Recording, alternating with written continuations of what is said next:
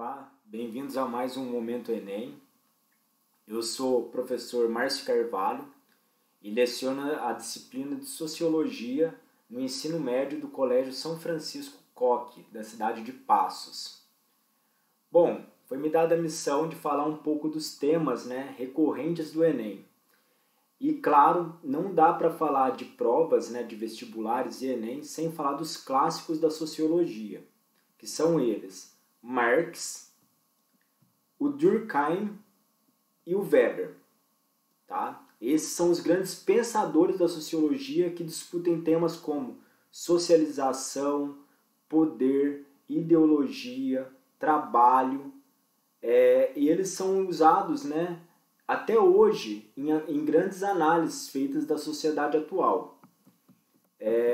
A gente costuma dizer que no século XIX, esses três pensadores, meados de 1850, 1880, eles vão se destacar porque eles estão analisando uma sociedade em transformação. O contexto histórico é exatamente a Revolução Industrial, é o espaço geográfico que eles descrevem a Europa e que está exercendo uma grande influência, principalmente por conta do imperialismo, chamado também de neocolonialismo. Então, Karl Marx, Emile Durkheim e Max Weber, eles compõem o que a gente chama de tríade da sociologia, os clássicos da sociologia. O Marx nasceu em 1818 e vai falecer em 1883. O Emile Durkheim nasceu em 1858 e vai morrer em 1917.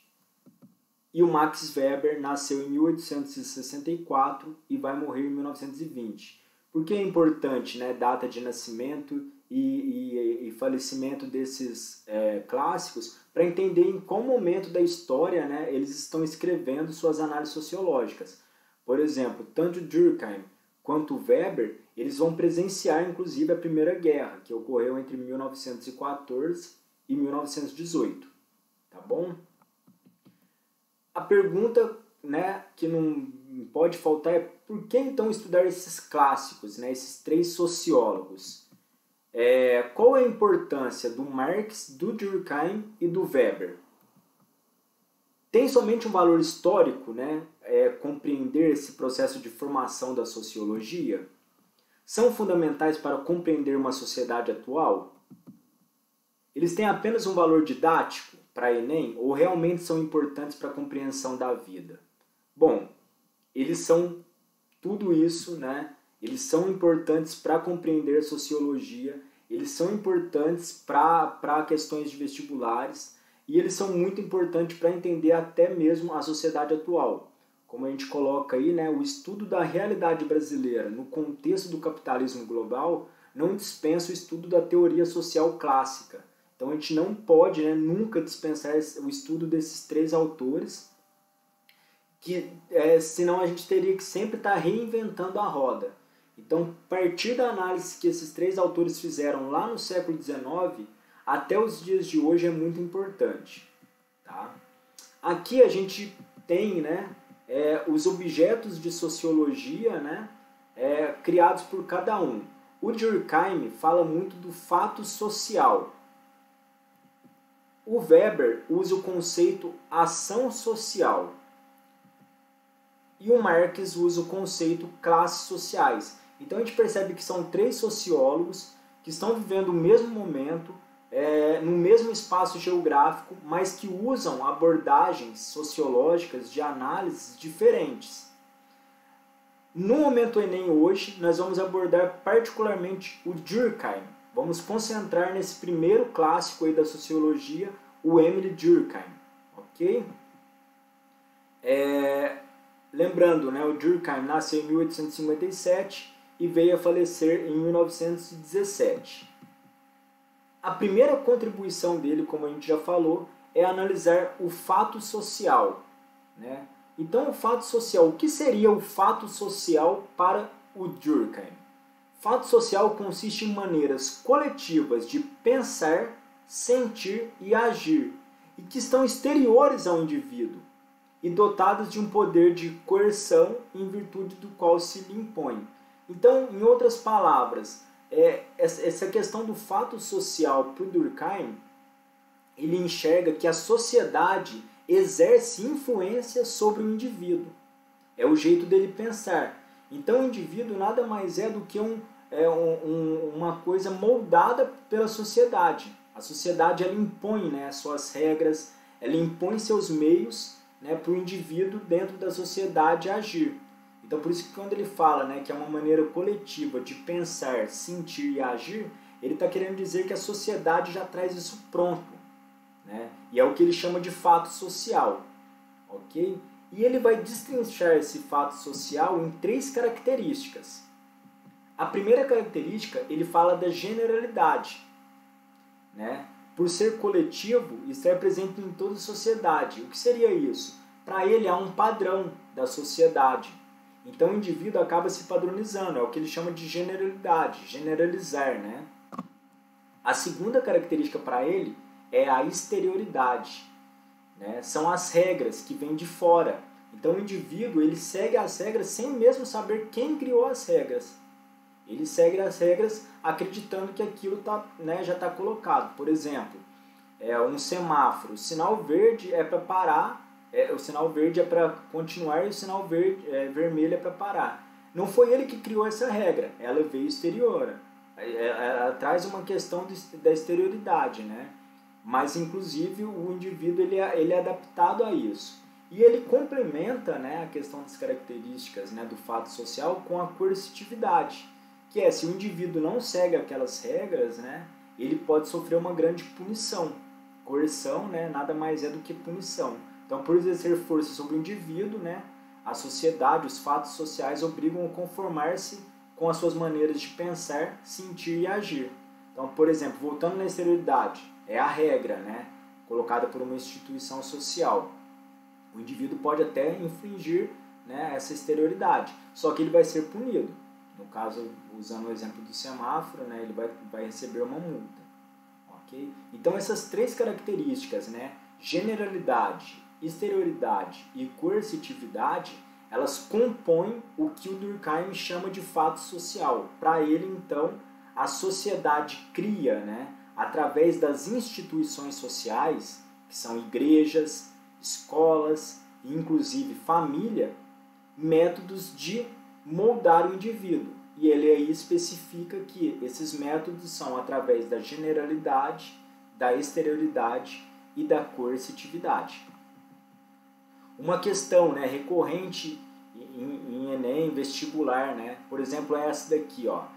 Durkheim afirmou que os acontecimentos sociais como crimes, suicídios, família, escola, as leis poderiam ser observadas como coisas, pois assim seria mais fácil de estudá-las pela sociologia.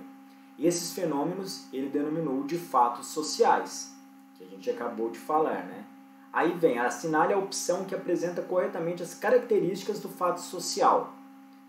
E aí a gente passa o olho, né? Letra A, ela é subjetiva, aleatória, coercitiva. Ela é individual, exterior e representa uma homogeneização social. Ela é exterior ao indivíduo, tem poder de generalização e exerce uma coerção social. Ou ela é coletiva, coercitiva e pessoal.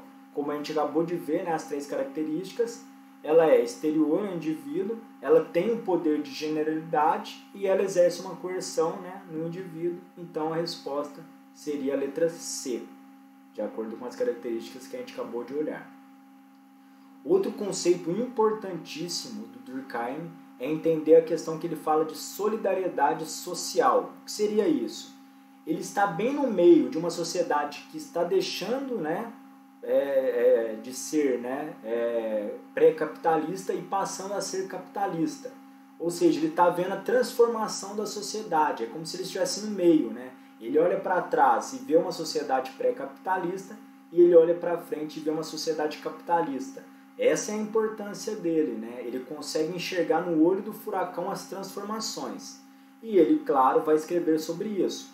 Ele fala que a sociedade pré-capitalista era voltada para os moldes tradicionais, já a sociedade capitalista moderna. Ele fala que a sociedade pré-capitalista não é diversificada, enquanto a capitalista tem muita diversidade.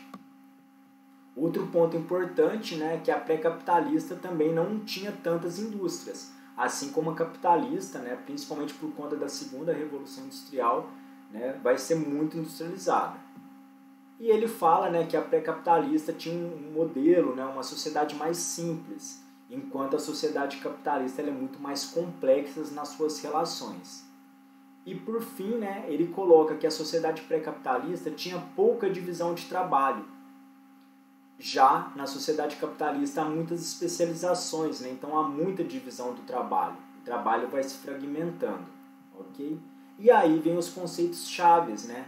Ele fala que essa sociedade pré-capitalista, com todas essas características, é chamada de sociedade ou solidariedade mecânica, enquanto a sociedade capitalista, com todas as suas características, é chamada de sociedade orgânica. Então esses dois conceitos, né, de solidariedade para eles são fundamentais, sempre também são cobradas em provas, né? Entra num processo de socialização também. Solidariedade mecânica e solidariedade orgânica. Resumidamente, né, nós temos aí a solidariedade mecânica, então, divisão do trabalho não existe, não havia um grande número de especializações, como há na sociedade orgânica, né? E a consciência coletiva era mais forte, né? Então, até mesmo por ser tradicional, né? Uma sociedade mais tradicional. Já a sociedade, né, ou solidariedade orgânica, ela vai ter muita divisão do trabalho, a especialização das funções, né, que a gente vai ter principalmente naquele momento da esteira, né, abordado pelo Ford, que cada um tem sua função. Aquilo representa muito bem a sociedade orgânica, né, do modo de produção, cada um fazendo uma função. E a consciência coletiva acaba sendo fraca, né? Porque a gente vai ter muito mais uma consciência individual, até mesmo por conta dessa divisão do trabalho, ok? Bom, o último conceito aí, né, muito cobrado, né, no Enem pela análise de Durkheim, são os tipos de suicídio, né?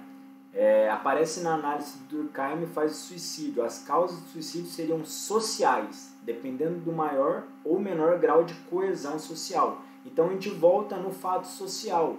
Para o Durkheim, a questão do suicídio ela parte não do indivíduo, mas sim da sociedade, né? A sociedade exerce essa coerção, né, em cima do indivíduo. E ele vai escrever um livro, né, sobre suicídio, relatando os 3 principais tipos de suicídio, que para ele é o egoísta, quando a pessoa, né, não tem mais integração na sociedade, ela não se sente mais parte daquela sociedade, ok? Então é uma falta de integração, é o suicídio egoísta.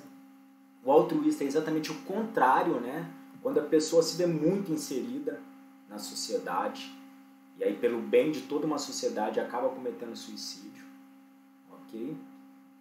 E o último é o anômico, né, que é a falta de limites e regras. Quando uma sociedade perde as regras, né, por exemplo, se a gente pegar aí a crise de 29, né, onde houve uma quebra total na Bolsa de Valores de Nova York, isso gerou um efeito dominó. É o que ele chama de suicídio anômico. Okay? Então são esses 3 tipos de suicídio.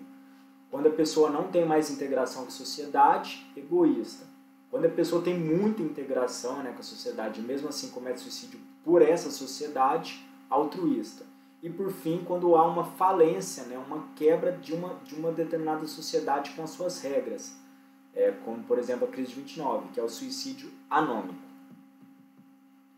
Uma questão da UFO, né, que fala exatamente disso. A Secretaria Municipal da Saúde de Curitiba alerta pais e responsáveis por crianças e adolescentes e os profissionais da educação e saúde em relação ao jogo Baleia Azul, que propõe 50 desafios aos participantes e sugere o suicídio como a última etapa. Pode-se realizar uma relação desses possíveis suicídios com os tipos de suicídio do Durkheim, que a gente acabou de falar, né? Pois para esse pensador os indivíduos são determinados pela realidade coletiva. Tá? E aí vinha a pergunta, né? Assim, os suicídios gerados pelo jogo Baleia Azul, né, se dão de forma suicídio egoísta, anômico, etnocêntrico ou suicídio cultural. E como a gente já disse, né, quando falta integração, e esse jogo propõe isso, né, é exatamente o suicídio egoísta. Ok? Bom, por fim, né, foi com Durkheim que a sociologia passou a ser considerada propriamente uma ciência, né? Por mais que o Augusto Comte é o pai da sociologia, o Durkheim ele vai introduzir a sociologia como uma ciência que tem objeto específico, né? Os fatos sociais, que ele vai apresentar, né, como um método de entender a sociedade. Os problemas sociais não se resolveriam dentro de uma luta política, e sim através da ciência, ou seja, né, as ciências sociais, a sociologia como ciência. E a sociologia tem por finalidade não só explicar, né, os problemas da sociedade ou as ações da sociedade. A sociologia tem, né, como um dos grandes objetivos encontrar soluções para a vida social. Ok? Essa é um pouco da análise que a gente faz de Durkheim, né, com seus conceitos. Para os próximos momentos do Enem aí, a gente vai trazer um pouco mais do clássico Marx e do Weber. Espero que tenham gostado. Até a próxima.